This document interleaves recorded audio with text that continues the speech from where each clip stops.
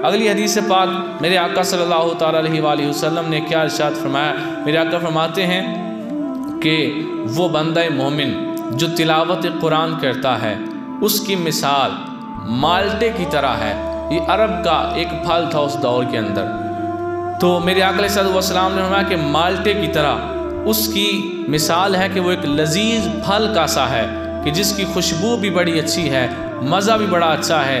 और वो मोमिन जो कुरान नहीं पढ़ता उसकी मिसाल छुआरे जैसी है कि उसमें खुशबू तो नहीं होती लेकिन जायका ठीक होता है। खुशबू तो खजूर तो छुआरे च फर्क होता है ना जी। खजूर फड़ो तो और साफ होता है, तो छुआरा फड़ो तो और साफ होता है।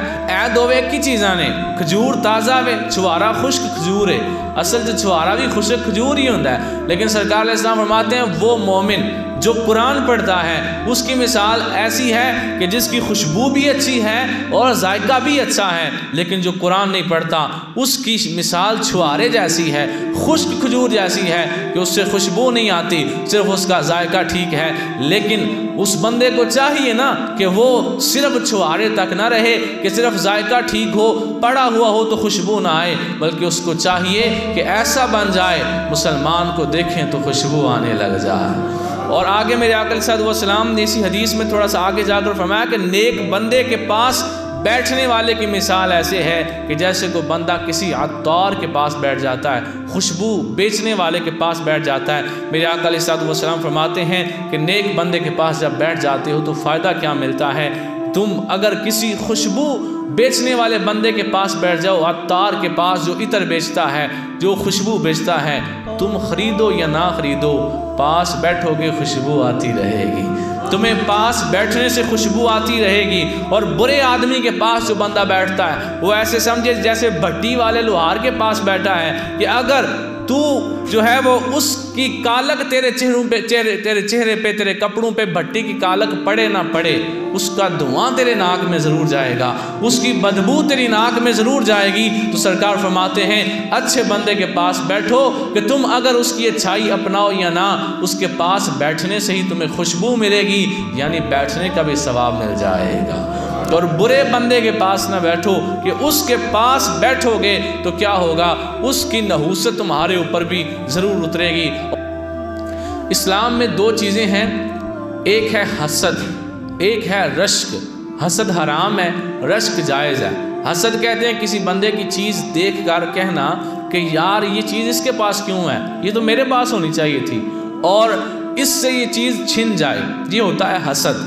इससे बचना चाहिए। सरकार फरमाते हैं हसद हालिका है। हालिका कहते हैं ये जो हाजी साहब आजकल कह रहे हैं ये समझते हैं टिंड को अरबी में कहते हैं हलक करवाना। हलक जिस चीज़ से किया जाए उसको कहते हैं हालिका। और हसद नेकियों की हालिका है। यूँ समझ लें कि ऐसे नेकियों का एक पहाड़ है, आपने हसद करना शुरू कर दिया है, वो ऐसे नीचे से उस तरह फिरेगा, सारी नेकियां ख़त्म। सरकार फरमाते हैं हदीस है कि हसद नेकियों की हालिका है, यानी नेकियां दी टेंड करके रख सड़ दी, बिल्कुल मका सड़ दी। हसद से बचना चाहिए। रश्क ये है कि आप किसी के पास चीज़ देखें तो आप कहें या अल्लाह तूने इसे ये चीज़ दी है तो तेरे ख़जाने में क्या कमी है, जैसे इसे दी है मुझे भी नवाज दे, जैसे इसे दिया है मुझे भी दे दे, यानी उसके छिन जाने का इसमें तज़किरा नहीं होता। तो सरकार सल्लल्लाहु ताला अलैहि वसल्लम के ग़ुलामों, आज हम किसी की गाड़ी देखते हैं तो हम कहते हैं वाह काश मेरे को भी होती, यानी हमारे ज़हन में ये नहीं आता और आना चाहिए भी नहीं कि ऐदी खोकत है, ऐदी आग लग जाए, ये आनी नहीं चाहिए जहन में बात, और अल्हम्दुलिल्लाह आती भी नहीं। अक्सर लोगों के जहन में कोई होता है इस तरह। तो हम किसी की गाड़ी देखते हैं, हम कहते हैं माशाल्लाह काश इस तरह की गाड़ी मुझे भी मिल जाए। ये रश्क है ना, हसद नहीं, रश्क है। शरीयत ने जायज़ करार दिया। किसी की कोठी देखते हैं माशाल्लाह काश ऐसी कोठी मैं भी बना लूँ। किसी बंदे का जो है वो देखते हैं कि उसकी तनख्वाह बड़ी ज़्यादा है, वो बताता है कि मैं इतना कमा लेता हूँ महीने का, हम कहते हैं माशाल्लाह काश इतना मैं भी कमा लूँ। ये क्या है? रश्क है।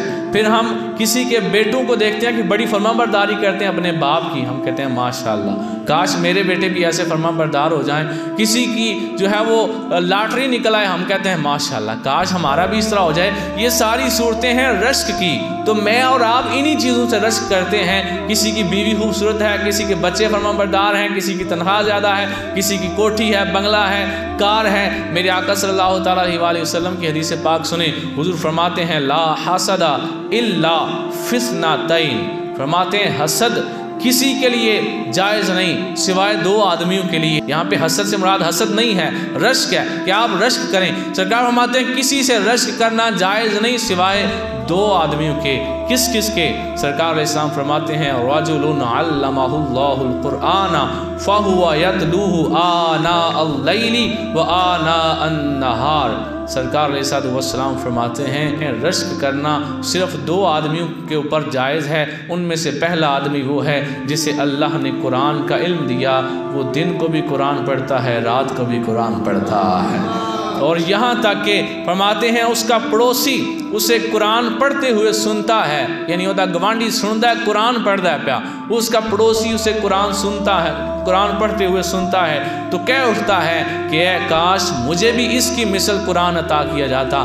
यानी जितना इसके दिल में कुरान का प्यार है, काश इतना प्यार मुझे भी अता किया जाता तो मैं भी इसी तरह अमल करता।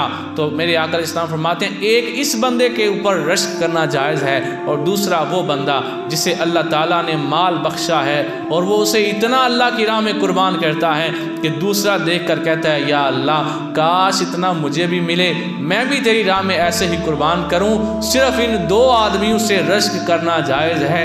एक वो जिसे अल्लाह ताला ने माल दिया, वो अल्लाह की राह में लुटाता रहता है, संभाल संभाल के नहीं रखता। दूसरा वो जो दिन रात कुरान पढ़ता रहता है। तो लिहाजा ये कोठी, ये बंगला, ये औलाद, ये जायदादें, ये पैसा, ये रुपया, सरकार फरमाते हैं किसी से रश्क करने की इजाज़त नहीं सिवाय इन दो आदमियों के। उनमें से पहला कौन है? पहला वही है जो कुरान पढ़ता है, दूसरों को पढ़ाता है।